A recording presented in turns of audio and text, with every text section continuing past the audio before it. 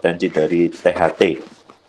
Ya, dari THT, terus juga ada dari bedah kepala leher juga berkaitan dengan ini. Oke, ya. Sebelum melanjutkan tentang kelainan-kelainannya yang ada di dalam sistem vestibuler, saya akan sedikit membahas mengenai sistem keseimbangan yang ada di dalam tubuh. Jadi di tubuh kita itu kenapa kok bisa melakukan koordinasi gerak sehingga tubuh kita itu seimbang, tidak mudah jatuh dan lain sebagainya, itu ternyata ada yang mengontrol atau ada yang mengendalikan. Siapa yang mengendalikan atau apa yang mengendalikan keseimbangan tubuh kita? Itu ada 3 sistem. Yang pertama adalah sistem vestibuler, sistem visual, dan sistem proprioseptif atau bagian dari sensorik ya. Di mana sistem vestibuler itu lokasinya ada di dalam telinga kita ya, kanan kiri semuanya punya, kita punya yang namanya labirin. Di dalam labirin di situ ada cairan endolim dan perilim yang di dalamnya itu ada rumah siput, kanalis semisirkularis ada 3 ya, dan di ujung-ujung kanalis semisirkularis itu ada yang namanya ampula. Di dalam ampula itu bentuknya agak besar dibandingkan dengan kanalis semisirkularisnya. Di situ ada yang namanya sel rambut yang akan menerima impuls atau menerima rangsangan berupa gerakan kepala terutama. Dari gerakan kepala itu antara telinga kanan dengan telinga kiri itu akan konstan, maksud saya akan sinkron ya. Ketika kanan jalannya ke kiri, ya maka yang kanan akan gelengnya ke kiri. Tidak mungkin satu menginterpretasikan ke kanan, satu menginterpretasikan ke kiri.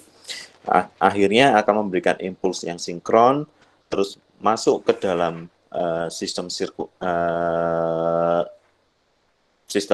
saraf pusat ya di situ, yang akhirnya akan memberikan respon berupa apa? Berupa gerakan, semuanya nanti akan memberikan berupa gerakan mata dan gerakan tubuh, postur dari tubuh, posisi tubuh, supaya kondisinya balance atau seimbang. Demikian juga dengan sistem visual kita, yakni di mata kita ya. Kita punya 2 mata, adanya impuls atau adanya rangsangan sehingga kita bisa melihat, oh ini posisinya miring, oh ini posisinya mungkin tegak, oh ini harus berdiri, harus tiduran, seperti itu. Juga nanti itu akan bersamaan dengan yang berasal dari sistem vestibuler untuk masuk ke dalam sistem saraf pusat dan akan menimbulkan respon yang sama, akan bekerja sama di situ. Dan yang terakhir adalah sistem proprioseptif, yakni di mana impuls-impuls ini akan diperantarai melalui reseptor-reseptor yang ada di otot, persendian, ataupun kulit. Nah, ketiga impuls sensorik ini nanti berjalan menuju ke sistem saraf pusat, di situ mengalami integrasi dan akan mengalami reaksi berupa sama-sama untuk mengontrol gerakan mata atau mengontrol postur dari tubuh kita. Mereka berjalan secara harmonis. Tiba saatnya kalau misalkan ada salah satu 3 dari ketiga ini yang mengalami gangguan, seperti misalkan matanya ada astigmatisme pada salah satu mata, atau mungkin adanya gangguan pada jarak proprioseptif, misalkan pada tabes dorsalis, atau mungkin ada gangguan pada telinganya, salah satu telinganya mungkin ada cerumen, atau mungkin adanya infeksi pada telinga dalam sehingga mengganggu rumah siput pada salah satu sisi, sehingga adanya perubahan seperti itu akan menyebabkan impuls antara kanan kiri posisi semuanya jadi tidak teratur dan akhirnya akan diterjemahkan dan diinterpretasikan sebagai imbalance atau sering muncul gejala berupa dizziness. Dizziness ini merupakan suatu istilah yang umum untuk menggambarkan kelainan pada sistem vestibuler. Nah, sehingga selanjutnya saya akan menyampaikan tentang dizziness, disequilibrium, dan vertigo. Kalau dalam bahasa Indonesia semuanya sama ya terjemahannya. Orang awam akan menerjemahkan ini sama, yakni apa? Pusing. Nah, ketika ada pasien datang dengan keluhan pusing, kita harus bisa membedakan apakah dia merupakan vertigo kah, dizziness kah, atau disequilibrium. Kalau vertigo kadang ada yang menyebutkan true vertigo seperti itu. Nah, ketiga kelompok ini, gejala ini merupakan gejala yang sering banget kita jumpai di praktek klinik, berupa dizziness, disequilibrium, dan vertigo. Apa itu dizziness? Dizziness merupakan suatu istilah yang tidak spesifik untuk mendeskripsikan sensasi akibat adanya gangguan pada orientasi spasial. Sehingga mungkin kayak misalkan pusing, tapi pusingnya seperti bergelombang, kapal seperti kita naik kapal, seperti di atas ombak. Nah, itu kita sebut sebagai dizziness. Nanti berbeda dengan vertigo, berbeda lagi dengan disequilibrium. Nah, biasanya selain adanya oleng, istilahnya oleng atau mungkin pusing yang seperti bergelombang, itu akan menyebabkan discomfort pada kepala. Atau mungkin jadi head lightness, kepalanya serasa melayang seperti itu. Sementara kalau vertigo adalah suatu sensasi abnormal berupa gerakan, yakni di mana gerakannya itu bisa pasien itu merasa berputar atau sekelilingnya yang memutari pasiennya. Nah, itu yang vertigo. Dan ciri khas dari vertigo itu pusingnya itu linier, artinya pasien itu benar-benar bisa mendeskripsikan ketika kita tanya pusingnya yang seperti apa, muter, 7 keliling, itu mereka mesti bisa. Berbeda dengan dizziness. Kalau dizziness, pasien mengeluh pusing, tapi kalau ketika ditanya pusingnya seperti apa, pusingnya kepalanya rasanya kayak ringan, rasanya kayak bergelombang yang nggak enak itulah. Nah, seringnya seperti itu. Nah, itu kita langsung pakai, oh ini dizziness, oh ini vertigo. Nah, itu yang harus dibedakan. Selain itu juga ketika ada pasien dengan datang keluhannya pusing, kita juga harus memastikan benar nggak ini pusing atau pusing yang untuk orang awam adalah nyeri kepala. Sehingga penting sekali menanyakan karakteristik dari pusingnya tadi. Ada pasien datang keluhannya pusing, setelah pusing dianamnesis ternyata nyeri kepala. Nyeri kepala, pusingnya berdenyut-denyut, pusingnya berupa kencang di belakang. Nah, itu langsung kita arahkannya ke kepala, bukan ke penyakit vestibuler. Nah, untuk vertigo sendiri itu ada 2 klasifikasi, yaitu klasifikasi perifer, tipe perifer dan tipe sentral. Ini nanti saya jelaskan lebih jauh lagi di belakang ya. Sementara kalau disequilibrium itu apa? Disequilibrium itu adalah suatu posisi yang berupa unsteadiness atau tidak seimbang. Biasanya sering diikuti dengan jatuh. Berdiri, jatuh. Duduk, jatuh. Nah, itu disequilibrium. Biasanya disebabkan karena adanya gangguan pada proprioseptif. Pasien mungkin awalnya normal ketika misalkan suruh melakukan tindakan yang statis seperti duduk statis, berdiri statis gitu. Tapi begitu mau berjalan, melangkah, itu baru dia jatuh. Nah, itu yang kita sebut sebagai disequilibrium. Nah, disequilibrium ini selain dari jarak proprioseptif, gangguannya itu juga bisa mengarah ke suatu lesi yang sentral. Kalau yang dari proprioseptifnya itu bisa perifer, bisa sentral. Kalau perifer biasanya dia pada salah satu sisi kanan atau kiri saja. Sementara kalau sentral karena pusat vestibuler kita itu ada di batang otak, kan batang otak itu kecil, seringnya itu muncul bilateral. Nah, jadi ketika ada pasien datang dengan dizziness keluhannya, maka yang jelas satu, kita harus konfirmasi terlebih dahulu, itu dizziness kah atau itu nyeri kepala. Setelah didapatkan, oh ternyata dizziness, maka kita lanjutkan, ini termasuk disequilibrium atau yang termasuk vertigo. Maaf ya.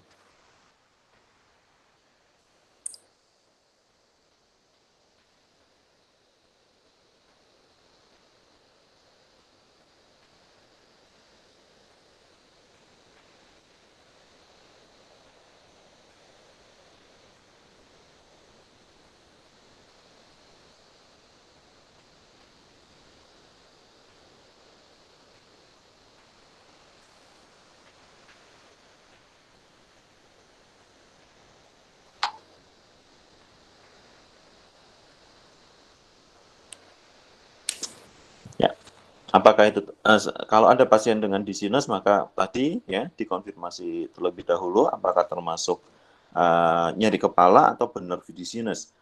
Lalu kalau ada dizziness, kita pastikan itu termasuk yang disequilibrium atau yang vertigo atau mungkin yang dizziness yang karena penyebab sistemik. Nah, peta atau mind map-nya seperti ini. Jadi ada di dizziness, bisa merupakan vertigo vestibuler, vertigo non vestibuler, atau disequilibrium, atau mungkin presincope. Orang yang mau pingsan biasanya paling sering adalah katanya gangguan kardiovaskuler seperti hipotensi ortostatik. Itu juga gejalanya hampir mirip. Untuk yang vertigo vestibuler itu kita bagi dua tadi ya, ada yang tipe perifer, ada yang sentral. Di mana lokasinya sih? Kalau perifer itu batasannya itu mulai dari labirin, labirin itu yang kanalisme sirkularis sampai ke nervus vestibularis. Sementara yang sentral itu mulai dari nukleus vestibularis sampai ke otak. Itu batasannya adalah itu. Nah, kenapa kok dibedakan perifer dan sentral? Karena tata laksananya akan berbeda-beda. Sementara yang vertigo non vestibuler itu bisa disebabkan karena gangguan pada visual maupun proprioseptif.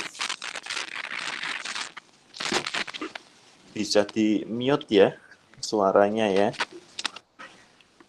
supaya nggak mengganggu yang lainnya. Oke. Kalau disequilibrium itu bisa juga karena neuropati, gangguan saraf perifer, atau mungkin karena adanya gangguan di cerebellum. Nah, penyakitnya itu ini. Kalau yang perifer bisa berupa BPPV, Meniere's disease, atau mungkin ada yang namanya neuritis vestibularis. Nah, kelompok gejala ini nanti gejalanya hampir mirip-mirip. Nanti ada di belakang cara membedakannya bagaimana. Sementara yang sentral bisa karena stroke, tumor, atau multiple sclerosis. Nah, karakteristik dari gejala dan tandanya seperti apa?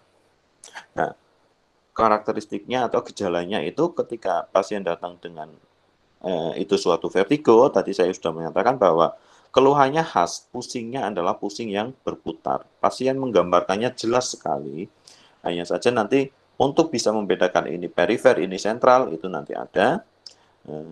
Sementara kalau vertigo non vestibuler itu biasanya pasien banyak sekali dicampuri dengan imajinasinya si pasien. Nanti kurang lebih dia ngeluhnya adalah berupa seperti melayang, seperti bergelombang, seperti lagi di atas laut, di atas kapal, dan lain sebagainya. Itu adalah ciri khas dari gejala vertigo yang non-vestibular. Sementara yang disequilibrium, adik-adik bisa lihat di sini, bisa berupa kakinya goyah, tidak stabil, kepalanya berbeda, dan yang paling penting adalah dia akan membaik ketika dia melakukan posisi yang nyaman, misalkan seperti duduk. Biasanya muncul ini pada saat mereka bergerak. Sementara kalau presinkop, pasien ketika ditanya seperti apa keluhannya, biasanya kadang pasien benar seperti yang di film-film kartun. Seperti ada bintang-bintang di atas kepala saya, gelap semua, dan tiba-tiba nanti biasanya dalam waktu yang singkat pasien akan jatuh pingsan. Nah, ini lanjutannya ya. Jadi kalau vertigo vestibuler, keluhannya itu berupa pasien berputar, durasinya biasanya episodik, pencetusnya adalah karena gerakan kepala atau badan. Disertai dengan adanya gejala penyerta seperti gejala ANS. ANS itu autonomic nervous system, atau mungkin gangguan dari pendengaran. Jadi ketika menganamnesis pasien dengan keluhan pusing, kita harus menanyakan gejala-gejala penyertanya. Ada suara berdengung tidak di telinga, ada penurunan pendengaran tidak di telinga, sweatingnya bagaimana, keringatnya bagaimana, dan berdebar-debarnya bagaimana. Sementara kalau yang vertigo non-vestibuler, saya katakan ini diagnosis keranjang sampah. Kenapa? Karena biasanya pasien punya, untuk menjelaskan deskripsi dari keluhannya itu banyak sekali. Nah, terus sifatnya kalau yang vertigo non-vestibuler itu konstan. Artinya dia itu nggak ada periode penurunan dari intensitas gejala. Dia akan selalu di situ terus. Sementara kalau vertigo vestibuler, dia akan ada fase yang membaik. Nanti gerakan muncul lagi. Gerakannya pun gerakan yang spesifik, tergantung dari labirin yang kena. Nah, lalu apabila itu suatu vertigo vestibuler dari sinus, maka kita tadi suruh membedakan itu termasuk perifer atau termasuk sentral. Karakteristik gejalanya yang perifer biasanya onsetnya mendadak. Misalkan adik-adik dari tiduran, duduk, tiba-tiba pusing. Atau mungkin dari tiduran telentang, terus berubah jadi miring kanan, pusing. Atau mungkin miring kiri, pusing. Tapi ketika miring kanan tidak pusing. Atau ketika duduk tidak pusing. Pokoknya sangat spesifik sekali. Biasanya jelas untuk ditanyakan. Intensitasnya biasanya kalau yang perifer itu berat. Jadi pasien kadang takut sekali karena pusing seperti ini, merasa ada sesuatu di kepalanya, rasanya mau mati dan lain sebagainya. Bahkan curiga mungkin ada tumor dan lain sebagainya di kepala gitu. Sering banget seperti itu. Padahal penyebabnya adalah ada di telinga misalnya. Terus dari frekuensinya episodik biasanya dipacu oleh gerakan-gerakan kepala gitu ya. Dan gejala tambahan yang seperti gangguan autonomic nervous systemnya itu berat. Kadang pasien ada keluhan dadanya jadi sangat berdebar, keringat dingin keluar banyak sekali seperti biji jagung dan lain sebagainya. Itu ciri khas dari yang perifer. Sementara kalau yang sentral, karakteristik gejalanya biasanya onsetnya perlahan-lahan, tapi dia itu terus-terusan. Tidak ada periode yang hilang. Intensitasnya biasanya ringan, kadang sampai sedang, sehingga pasien masih bisa bekerja, tapi bekerjanya tidak optimal.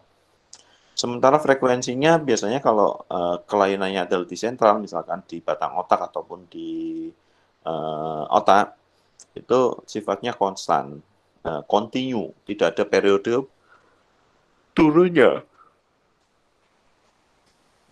Sementara untuk gangguan autonomiknya, lebih ringan dibandingkan dengan yang vertigo vestibular yang perifer. Dari pemeriksaan tambahan lainnya biasanya kadang kita menemukan defisit neurologis yang lain, misalkan gangguan pada gerak mata, misalkan gangguan pada gerak tangan kakinya, lemah separuh badan, dan lain sebagainya. Itu kalau dari anamnesis. Jadi senjatanya anamnesis paling banyak. Sementara kalau dari pemeriksaan, orang dengan vertigo, orang dengan pusing, itu kita agak sulit untuk melakukan pemeriksaannya spesifik. Yang paling sering kita lakukan adalah pemeriksaan adanya nistagmus. Nah, nistagmusnya karakteristiknya yang berbeda. Kalau yang perifer itu unidireksional, tergantung dari lokasi yang kena, misalkan kanan atau kiri. Dan biasanya satu, misalkan matanya ketika kita tipu-tipu, suruh ngelirik kanan, ngelirik kiri gitu, mereka ada gerakan kembali ke fase awal. Gerakan cepat, tek, tek, tek gitu, tapi arahnya mesti sama. Berbeda dengan yang sentral biasanya dia bisa muter, torsional, dan paling sering bidireksional. Tipenya juga kalau yang perifer mudah untuk kalau misalnya kita lakukan pemeriksaan mudah untuk didapatkan. Misalkan, oh ketika saya miringkan ke kiri, oh ketika kita miringkan ke kanan, oh ketika pasien itu suruh duduk, seperti itu. Nah, untuk fiksasi visual biasanya pasien juga dia bisa nggak kelihatan kalau misalkan kita melakukan pemeriksaannya itu nggak sungguh-sungguh. Karena apa? Karena mereka punya kompensasi untuk mensupresi pada penglihatan, misalkan melihat dokternya, melihat suatu benda yang menarik perhatiannya dia dan lain sebagainya. Oke, dari mulai definisi sampai karakteristik gejala, ada yang mau didiskusikan?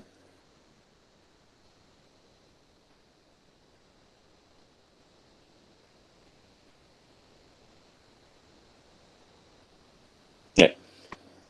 Belum ada mungkin. Kalau tidak ada, saya lanjutkan. Terus, bagaimana kita mendiagnosis? Nah, penting di sini ketika ada gangguan dizziness, baik itu vertigo maupun disequilibrium, senjatanya itu sebenarnya hanya dua, anamnesis dan pemeriksaan fisik, pemeriksaan neurologis. Kalau pemeriksaan seperti CT scan dan lain sebagainya itu tidak esensial. Banyak kasus-kasus misalkan BPPV itu didiagnosis hanya dengan melakukan pemeriksaan neurologis dan pemeriksaan dan anamnesis. Ketika melakukan pengambilan anamnesis, maka kita harus pastikan dulu bahwa itu pusing yang disebut sebagai dizziness, vertigo, ataupun disequilibrium. Jangan sampai ternyata pusingnya itu adalah pusing sakit kepala. Nah, saya sering sekali mendapatkan kasus ketika laporan awal ternyata dikiranya itu suatu pusing yang vertigo. Setelah saya anamnesis ternyata ini bukan vertigo tapi berupa nyeri bagian belakang kepala. Terus setelah dianalisis lagi kita usulkan untuk pemeriksaan, misalkan yang paling sering itu profil lipid. Profil lipidnya tinggi sekali, kolesterol, HDL ataupun LDL-nya atau trigliseridnya itu memang mempunyai gejala mirip seperti vertigo. Tapi itu kita golongkan sebagai bukan dizziness tapi sebagai nyeri kepala sebenarnya. Selain itu juga kita harus menggali mengenai severity-nya, durasinya, ada gejala penyerta atau tidak, frekuensinya, serta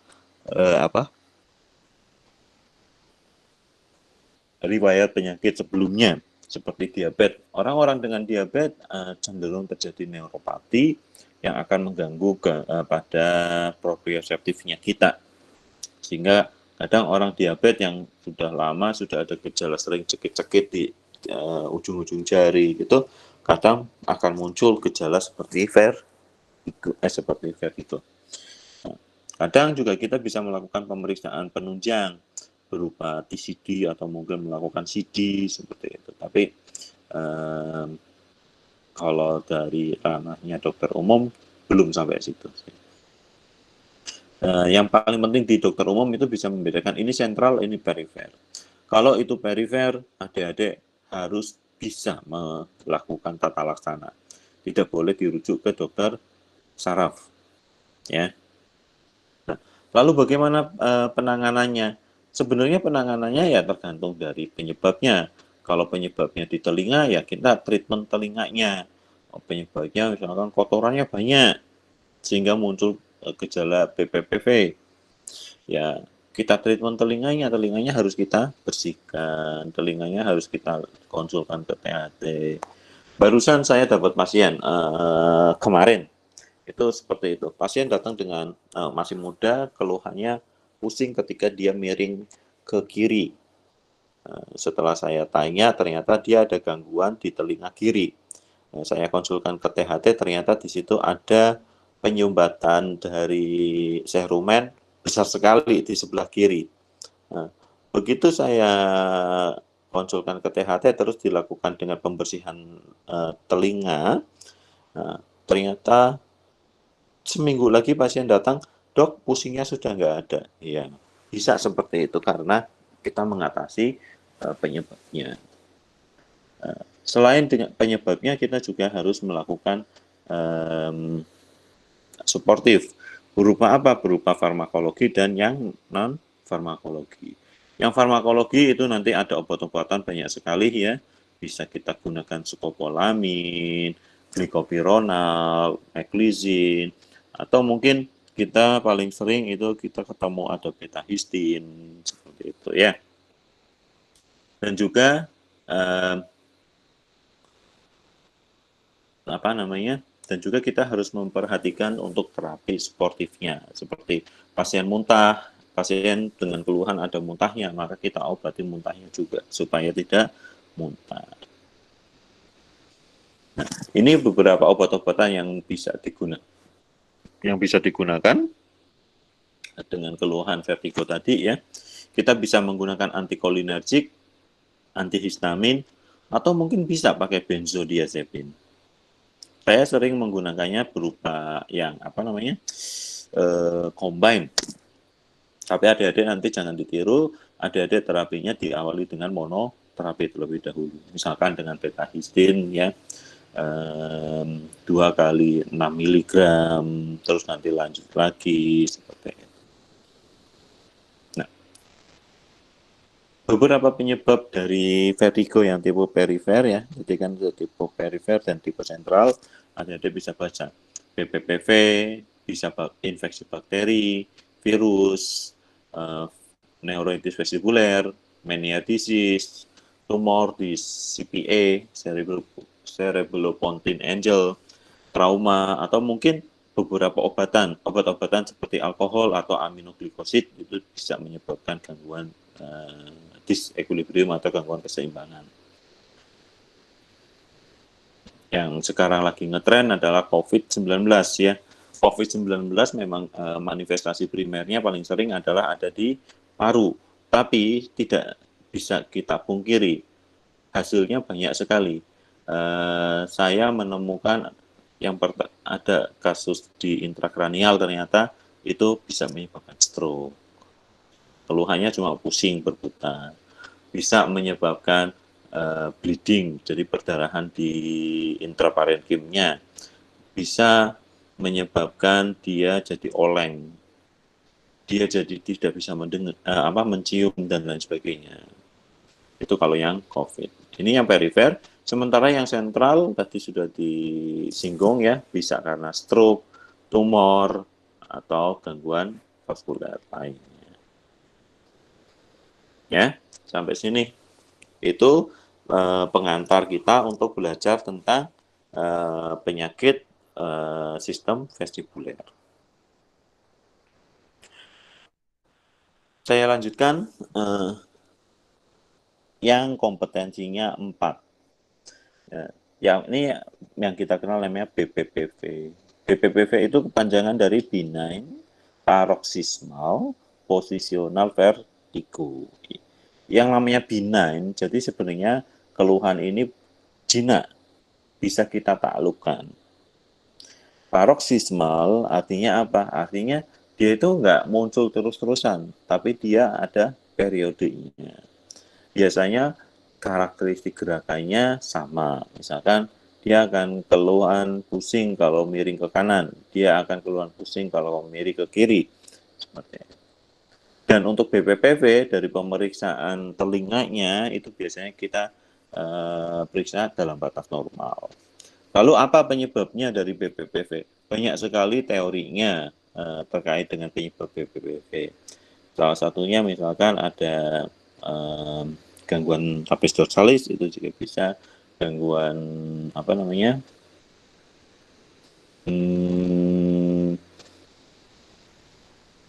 pada gangguan misalkan cerumen obturen, itu juga bisa. Terus tidak disertai juga dengan adanya tinnitus. Nanti berbeda dengan Meniere. Kalau Meniere yang no itu jadi yes.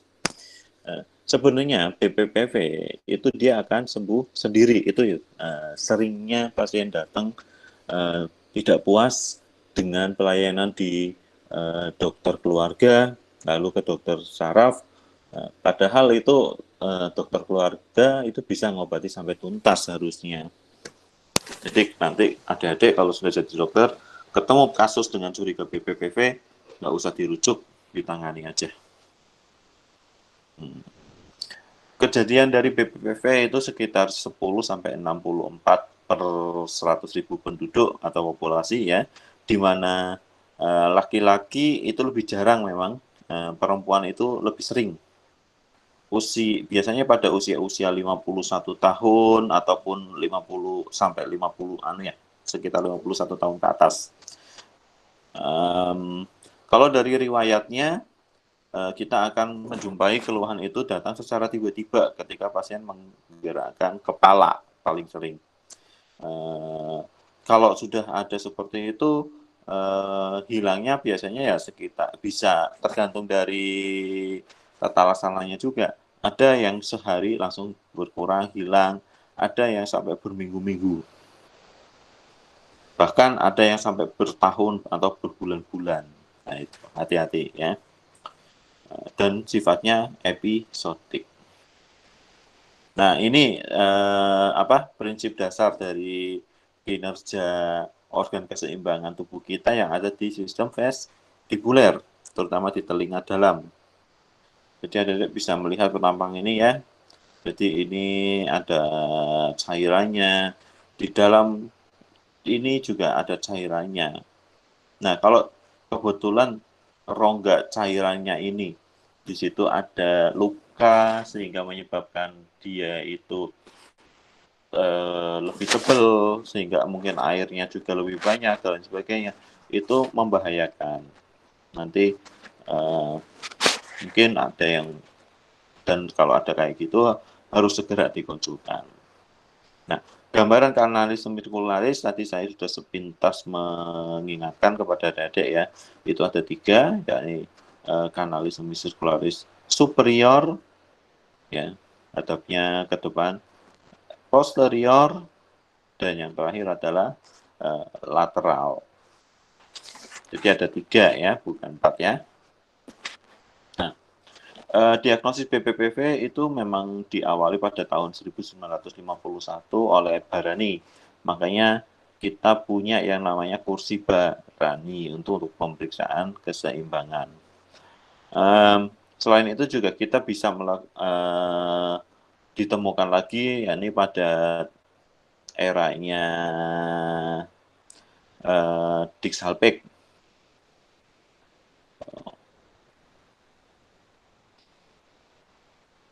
Dari BPPV dari pemeriksaannya kadang kita bisa menemukan pemeriksaan berupa nistagmusnya itu positif. Biasanya terjadi pada 20% dari pasien-pasien yang mengeluh vertigo. Nah, bagaimana klasifikasinya? Klasifikasi dari BPPV itu ada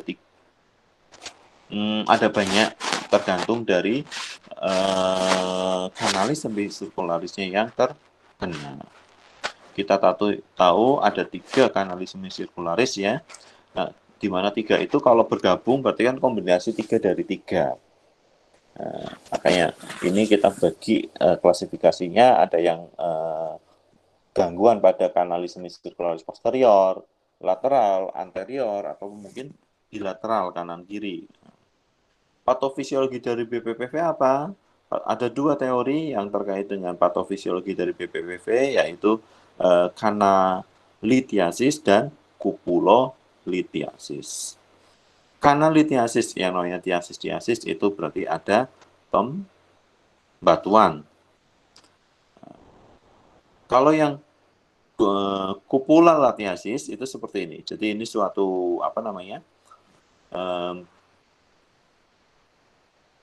suatu membrana Meissner gitu ya. Ketika normal dia akan kondisi seperti ini. Nah, apabila ada partikel-partikel yang nempel pada persendiannya ini, pada tulang ini, maka akan mengundang respon imun dan bisa mengakibatkan pasiennya jadi muntah-muntah. Sementara yang kalau kupulolitiasis gangguannya ada di kupulanya. Sementara kalau yang kanalitiasis itu gangguannya ada di kanalnya. Kenapa kok bisa berbeda? Ya, karena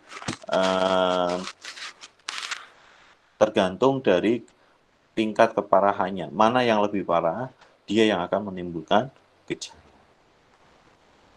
Kalau yang kanalitiasis itu biasanya dibuktikan dengan adanya dari gerakan-gerakan itu bisa hilang ketika pasien melakukan pengobatan. Nah, teori kupulolitiasis pada BPPV itu dikeluarkan oleh ilmuwan yang namanya Harold Skugnecht. Di mana kenapa kok dinamakan kupulolitiasis? Karena kejadiannya ada di kupula itu. Berupa apa? Berupa soket hairy cell yang ada di otak, dia lepas atau mungkin ada yang nggak connect sehingga menyebabkan terstimulasinya yang kita sebut sebagai vertigo. Sementara teori yang disampaikan terkait dengan kanalitiasis itu diperkenalkan oleh oleh John Epley pada tahun 1980,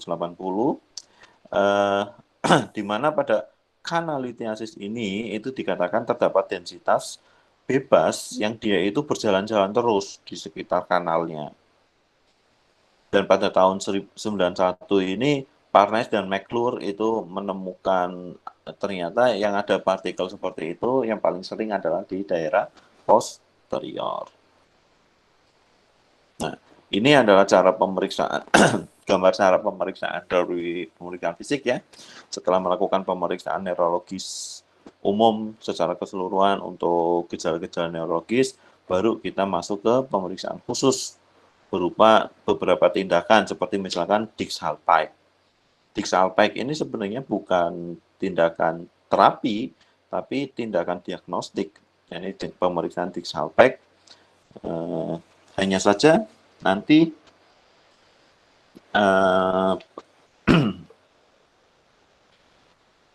ada yang terkait dengan pengobatannya, menemukan banyak latihan-latihan. Nah, cara melakukan Dix-Hallpike bagaimana? Caranya adalah diawali dengan pasien berdiri lurus, lalu pasien suruh miring ke sebelah kiri. Setelah miring, pasien disuruh ditidurkan.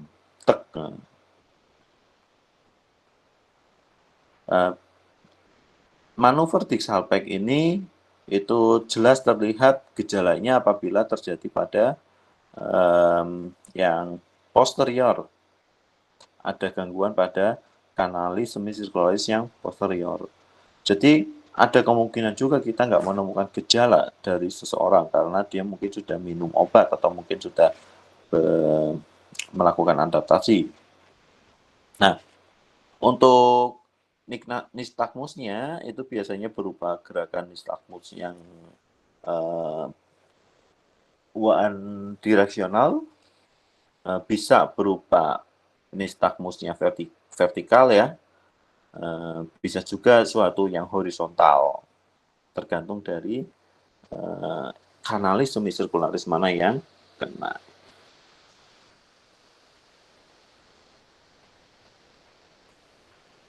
Terus kita mengenal ada yang namanya klasik posterior SCC BPPV. Biasanya ciri khas dari masing-masing bisa kita lihat dari gambaran nistagmusnya.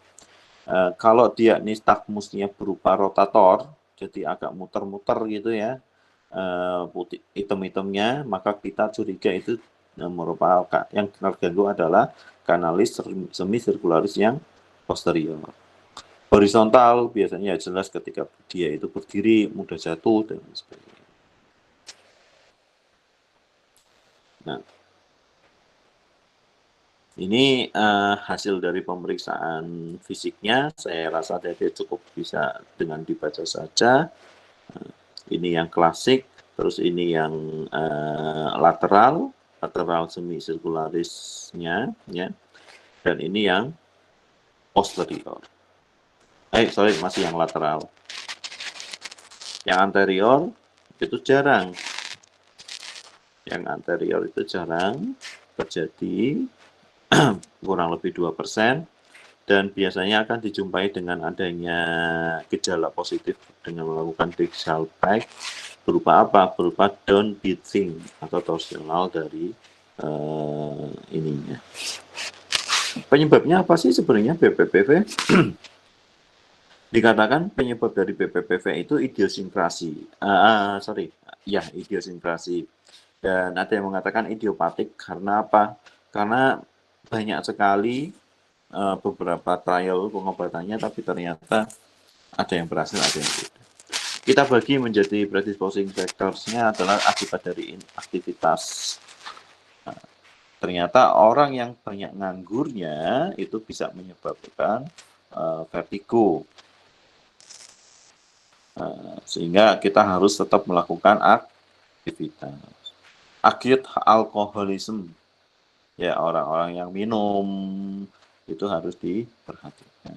Major surgery, operasi di bagian kepala, yaitu paling sering. Atau mungkin karena adanya CNS, penyakit yang ada di CNS seperti stroke, seperti infeksi, dan sebagainya, ini saya belum menuliskan. Nah, ini penyebabnya dari hasil penelitian, adik-adik bisa membaca sendiri. Ada yang idiopatik berapa persen, trauma berapa persen, ya. Nah, ini masih banyak, silakan nanti bisa di. Lalu apa diagnosis diferensial dari BPPV? Diagnosis diferensialnya banyak seperti yang ada di dalam slide saya. Paling sering itu karena mania disease atau mungkin karena intoksikasi alkohol. Kalau yang lainnya, saya seumur-umur ya belum mendapatkan kasusnya. Pernah mendapat satu kasus itu berupa peradangan di daerah pantat, dan itu menyebabkan pusing sekali katanya. Treatmentnya bagaimana? Treatmentnya tadi saya sudah menyinggung ya. Yang jelas adalah kita watchful waiting, artinya kita pengawasan ketat. Yang dikhawatirkan apa sih? Yang dikhawatirkan adalah pasien pusing berputar kalau penyebabnya perifer, terus dia bisa menyebabkan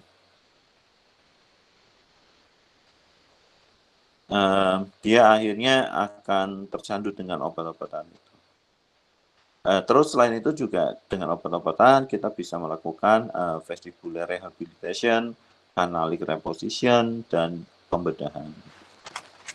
Adik-adik harus bisa hafal tentang reposisi dari canalic ketika ada pasien dengan HWF. Oke. beberapa manuver itu bagus untuk melakukan pengembalian dari apa namanya dari kelainan ya. Itu ada ada manuver yang kita kenal namanya apply manuver. Apply manuver caranya seperti yang ada di gambar. Ini biasa sering kita gunakan untuk PPPV yang penyebabnya di posterior, kanalis semicircularis posterior. Adik-adik nanti kalau dengan gambar kurang jelas bisa mencari untuk videonya ya. Terus ada juga sermon itu sama untuk apa namanya? Untuk yang BPPV yang posterior. Ada juga kita kok bisa memasang mastoid osilator. Sampai saat ini di Indonesia saya aja tidak menggunakan ini, belum menggunakan ini. Nah, terus ada yang terapinya berupa Brendarov. Brendarov ini kalau yang manuver-manuver tadi di awal di depan itu kita melakukannya di poliklinik, di fasilitas kesehatan. Sementara Brendarov itu kita ajarkan ke pasien untuk dilakukan di rumah. Tujuannya apa? Tujuannya adalah supaya mahasiswa supaya pasiennya itu dia bisa dengan cepat beradaptasi sehingga dia tidak berkembang menjadi yang kronis. Terus ada Lampert ya, Lampert itu untuk kanalis semicircularis lateral kalau gangguannya di situ. Selain itu juga ada rehabilitation yang lainnya ya. Nah, ini saya rasa nggak perlu. Itu dari BPPV. Ada yang mau ditanyakan?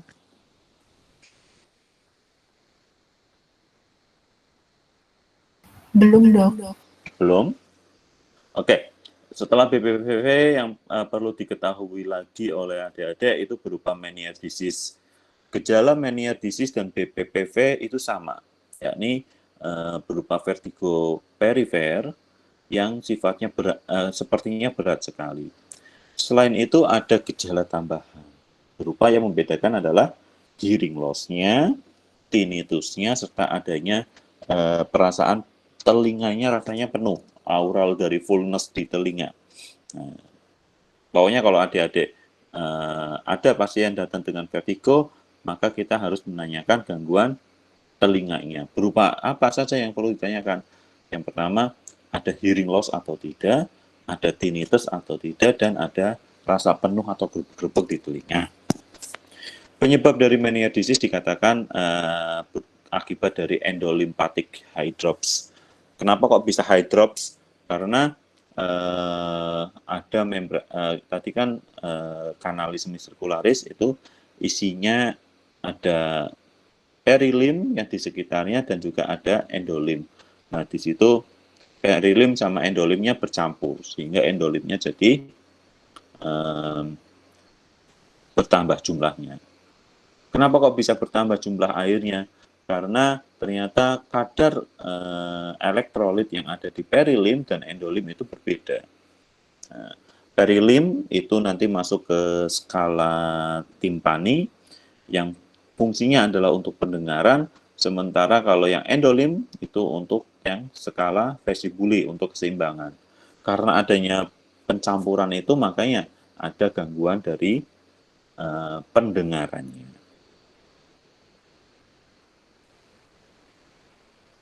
Kelainan yang lain adalah berupa vestibular neuritis. Kalau yang BPPV dan mania disease, vertigonya itu khas, episodik, artinya ada fase membaik, fase berkurang, ada fase berkurangnya, ada fase memberatnya seperti itu. Tapi kalau neuritis itu memang seringnya kejadiannya mendadak, terus biasanya dia kalau ditanyakan apakah ada berkurang, mesti tidak. Sering muncul ini vestibular neuritis pada orang-orang dengan penggunaan obat-obatan anti tuberkulosa atau mungkin sebelumnya ada infeksi viral yang di nervus vestibuler itu juga bisa menyebabkan neuritis vestibularis. Nah, ini saya sudah mulai menuju ke arah yang sentral. Nah, ada kondisi tumor otak yang terletak di cerebellopontine, jadi antara ruangan cerebellum sama pons, di situ bisa muncul tumor. Nah, ketika ada muncul tumor, karena di situ adalah tempat keluarnya nervus 8, vestibulococlearis, sehingga ya kalau dia munculnya pada salah satu sisi, misalkan yang kanan saja, ya akhirnya apa? Impuls yang dari sistem vestibuler kita ada yang terganggu salah satu sisinya. Hasilnya apa? Hasilnya ya berupa imbalance. Muncul biasanya. Imbalance-nya adalah kalau yang ini tipenya seperti tipe sentral. Nyerinya itu nggak terlalu hebat, pusingnya nggak terlalu hebat, gejala otonomnya nggak terlalu menonjol, tapi pasien pusing terus. Jadi unilateral, tapi dia terus-terusan. Nah, kita curiga itu suatu yang sentral. Beberapa obat-obatan itu juga bisa menyebabkan gangguan patofestibuler ya. Adik-adik kenal obat-obatan antibiotik seperti aminoglikosida, obat-obatan anti tuberkulosa itu juga, alkohol itu juga bisa menyebabkan vertigo atau dizziness. Nah, ternyata selain penyebab tadi sistem vestibuler, terus ada penyebab sistemik, jantung, adanya aritmia jantung itu juga akan menyebabkan gejala dizziness. Kenapa? Karena adanya low cardiac output akan menyebabkan penurunan pada perfusi jaringan di otak, hasilnya juga berupa pusing. Tapi pusingnya yang akibat misalnya karena jantung, biasanya pusingnya dia yang nggak jelas pusing yang muter seperti itu. Dan dari hasil pemeriksaan fisik, biasanya kita akan mendapatkan ketemu aritmia misalkan. Oke, ada yang mau ditanyakan sampai sini? Kalau ini terkait dengan presbikusis atau presbiastasis, ini kelainan THT, jadi saya tidak menyinggung ini, nanti adik-adik bisa membuka sendiri terkait dengan ilmu THT. Bisa juga ternyata pusing yang berupa dizziness itu bisa disebabkan akibat adanya ansietas, panik. Itu juga muncul pusing seperti ini. Saya ada pasiennya pusing ketika ditanya, ternyata pusingnya ketika sedang apa? Ketika ketemu dengan orang banyak, ketemu dengan atasannya seperti itu, atau mungkin kalau mau ditagih utangnya. Beneran ada pasiennya yang seperti itu. Oke, itu penyampaian dari saya. Sekarang saatnya diskusi, silakan. Ada yang mau ditanyakan?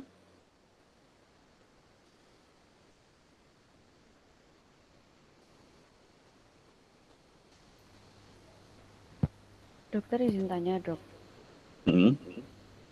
Yang treatment tadi, yang kombinasi yang kita tidak boleh lakukan itu kenapa ya dok? Terapi kombinasi yang tidak boleh dilakukan. Yang mana? Fisioterapi kah atau? Enggak ya dok, yang medikamentosa dok. Tadi dokter kayaknya menjelaskan apa yang tidak boleh dicontoh itu dok.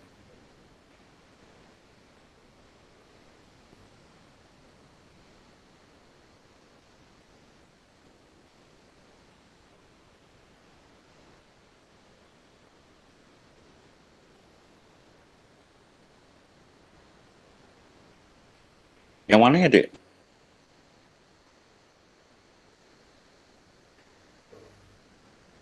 Yang sebelum BPPV kalau nggak salah dok. Iya ini.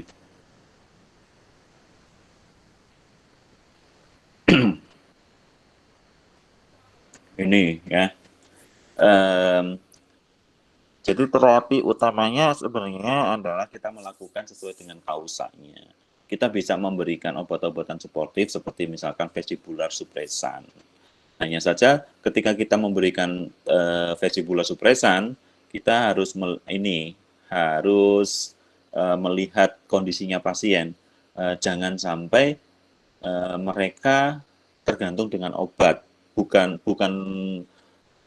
kalau saya malah prinsipnya boleh dilakukan terapi menggunakan obat secara kombinasi supaya apa? Supaya pasien itu merasa terkompensasi sehingga dia bisa segera melakukan rehabilitasinya. Rehabilitasinya itu berupa dengan latihan-latihan manuver yang tadi.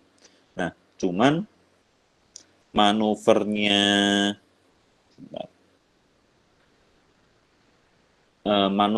pilihannya yang mana itu kita harus bisa memisahkan atau bisa membedakan yang ada kelainan itu yang kanalis semisirkularis mana, apakah yang lateral kah, yang anterior kah, atau yang posterior. Kalau yang posterior kita bisa melakukan manuver berupa yang mirip seperti pemeriksaan Dix-Hallpike. Kita bisa melakukan Apley. Apley manuver ini itu tujuannya adalah untuk mereposisikan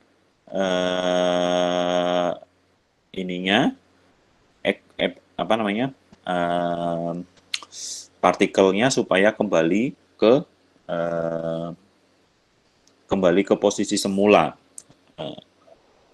Makanya kan ini harus dilakukan oleh dokter. Kenapa Apley manuver dilakukan oleh dokter? Karena efek sampingnya berupa apa? Itu bisa berupa pasien mungkin akan muntah, bahkan sampai pusing. Itu bahkan ternyata bisa menjadi lebih buruk lagi vertigonya setelah di treatment oleh kita. Makanya itu harus dilakukan di rumah sakit. Terus ada latihan yang bisa dilakukan oleh pasien di rumah, yakni dengan melakukan vestibular rehabilitation. Contohnya apa? Contohnya adalah Brent Daroff. Brent Daroff sangat gampang sekali, di mana pasien itu disuruh duduk di tepi tempat tidur, kemudian pasien nengok sebelah kanan atau sebelah kiri, nanti baru dia menidurkannya sehingga posisi mata akan terlihat ke atas. Lalu dia bangun, tidur lagi, dan seterusnya. Ini tujuannya adalah bukan untuk melakukan reposisi dari otolit, tapi hanya untuk latihan supaya pasien beradaptasi. Gitu. Kalau kombinasi antara obat, nggak apa-apa. Imunosupresan. Vestibular supresannya kita berikan berlebih nggak masalah. Tapi kita harus waspada dengan efek sampingnya. Cuman ketika lagi fase akut, adik-adik langsung melakukan manuver, nah itu yang harus hati-hati. Kadang dikomplain oleh pasiennya. Jadi lebih baik pasien itu disuruh bed rest dulu, kita masukkan bed rest pada posisi tertentu, tidak boleh melakukan gerakan dulu, kita masukkan obat ada pengurangan karena vestibular supresan ya, kita berikan vestibular supresan, sudah mulai berkurang keluhannya, baru kita lakukan manuver. Dan melakukan manuvernya harus gentle, tidak boleh ragu-ragu. Kadang juga biasanya kita latihan terlebih dahulu nggak apa-apa supaya di depan pasien tidak ragu-ragu. Gitu sih dari saya. Terima kasih, Dok. Ya, sama-sama. Ada lagi yang mau ditanyakan?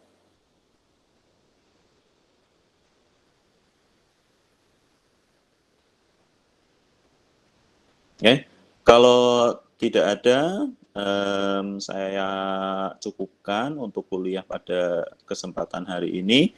Mudah-mudahan bisa bermanfaat. Kalau misalkan masih ada yang kurang-kurang, bisa tanya. Kemarin ada yang tanya ke saya juga, insya Allah saya jawab kalau saya bisa jawab. Untuk materi nanti seperti biasa saya share ke temennya setelah saya convert ke ini ya. Untuk besok itu saya jam berapa ya?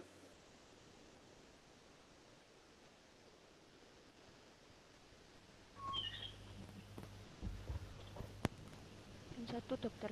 Tetap jam 1. Iya, Oke, materinya yang trauma. neurotrauma ya. Oke, kalau nggak ada pertanyaan, saya akhiri. Ya, wassalamualaikum warahmatullahi wabarakatuh. Waalaikumsalam warahmatullahi Waalaikumsalam wabarakatuh. warahmatullahi wabarakatuh. Terima kasih, dokter. Terima kasih, Dok. Dokter.